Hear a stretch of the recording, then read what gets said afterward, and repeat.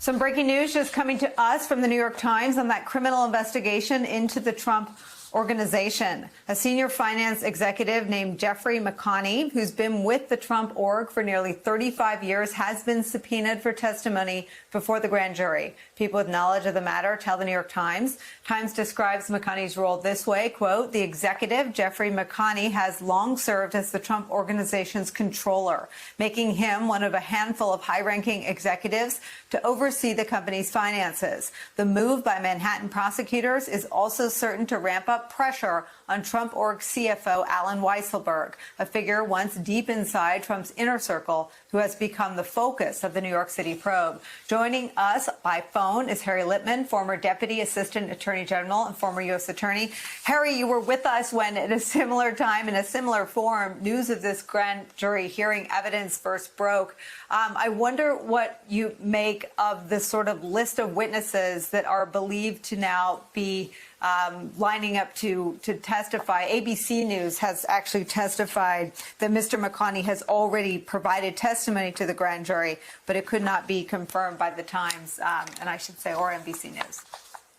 Right. And he would be number one, Nicole. So in a big financial investigation, there are two people in a company you generally want to speak to. First, the CFO. Second, the controller. And in New York, when someone goes in the grand jury, they are immunized. So there is no way that McConney is going to be a target or a subject here. So who is he best positioned, literally, of everyone in the Trump organization to give incriminating evidence about Weisselberg? Because by his role in the last 35 years, he's been the guy who oversees basically all the accounts receivables, all the payroll stuff. And to the extent they were playing fast and loose with those kinds of rules, he is the one who would know it and who would have been right next to Weisselberg himself. Let me read the part of the New York Times reporting that gets exactly to the point you just made for us, Harry. Let's do this together. Under state law, witnesses such as Mr. McConney, who appear before the grand jury, are granted immunity on the subject of their testimony. They cannot exercise their Fifth Amendment right to refuse to answer questions on the grounds that they might incriminate themselves. If they lie, though, they can still be prosecuted for perjury.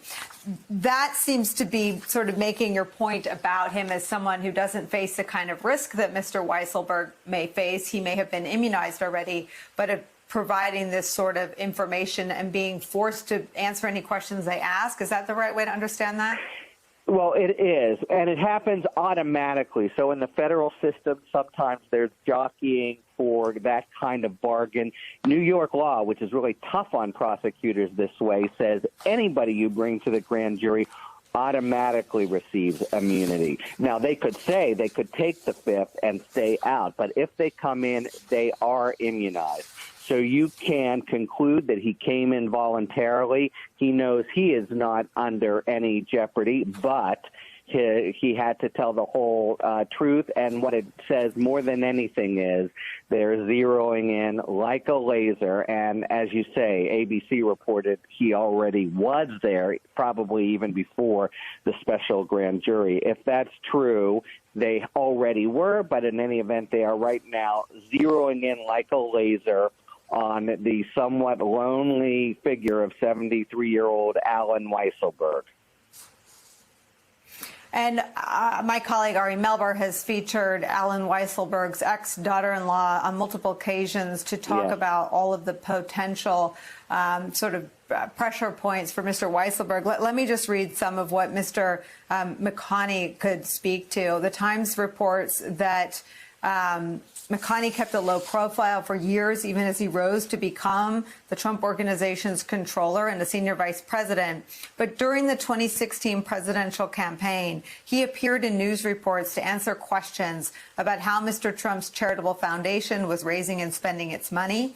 Asked in September 2016 to account for why the foundation had donated $25,000 to a campaign group associated with the Florida prosecutor who was reportedly weighing an investigation into Trump University, McConney told the Washington Post, quote, "That was just a complete mess up on names. Anything that could go wrong did go wrong. We know that in the investigation into the foundation, David Fahrenthold told us that Mr. Weisselberg actually testified against the Trump organization. Just talk about this symbiotic relationship between these two men inside the company and how their interests could now very much align against Donald Trump.